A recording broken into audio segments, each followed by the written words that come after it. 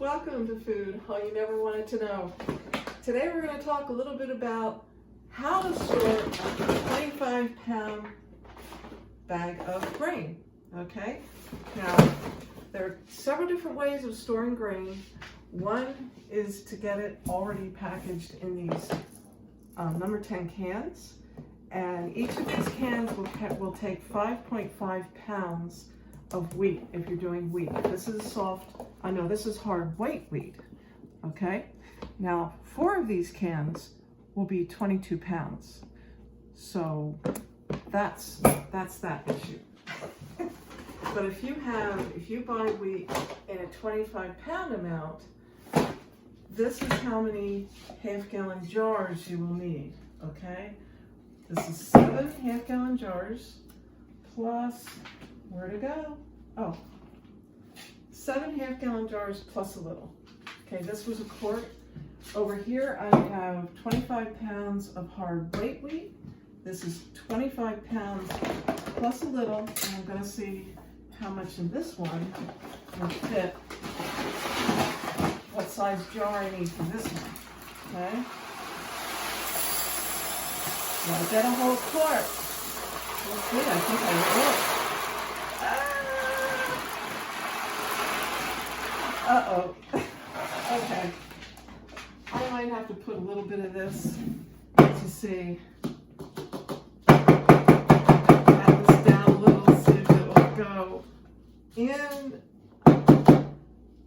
Okay, that just barely fit. Okay. So 7 half-gallon jars plus a quart. Okay. Don't forget, folks, if you have someone in your family or someone you know who is gluten intolerant or has any other problem with gluten, be sure to store some things that they can eat too. So there are gluten-free options for flour. There are gluten-free options for grains. They're not as easy to do, okay? But it's very, very important, because if someone who can't eat these grains needs something to eat, you can't give this to them. It will make them sick. So remember that, and also remember, if you have a grinder for regular grains and someone has this problem, you need to have a grinder that's specifically set aside gluten-free only, okay? Don't forget that.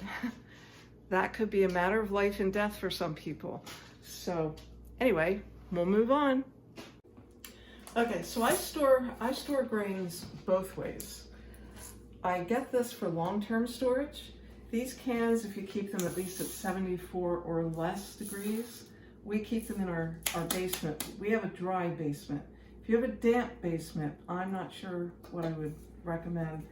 Once you open them with a regular can opener, you can put one of these lids on top, but I would then store that in the kitchen where you can see it. Something could potentially chew around the edges of this, I don't know. But 30 years, this is excellent, an excellent way to store. If you use grain a lot, if you have a grinder, which we have, you'll also want to get some loose grain and possibly store it this way in the jars. I wanted to show just for a second. Okay, now this is wheat that we get through our church's food storage centers, home storage. The bags are 25 pounds. The church grows it itself on welfare farms. This is the hard red. It also comes in the hard white. Now, if you look at these nutrition facts, this is an awesome thing. Just a quarter cup of wheat gives you 100. Okay, sorry about that. We filled up a phone. So anyway, a quarter cup of wheat has these nutrients. Very little fat, no cholesterol, no sodium, 34 grams of carbs, dietary fiber, 6 grams of fiber in a quarter cup of grain, okay? Another very wonderful thing, it does have a little iron, has a teeny bit of calcium, little potassium, protein, look at that, 6 grams of protein. Did you ever consider grain to have protein? But it does, but it has to be the whole grain, not the white flour. Okay?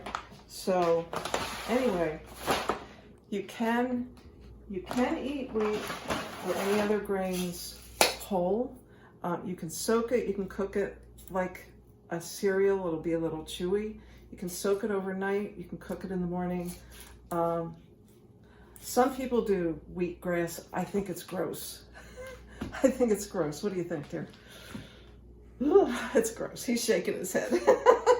Anyway, so this is a good way to store your grains. I also have 25 pounds or so of barley grain in storage.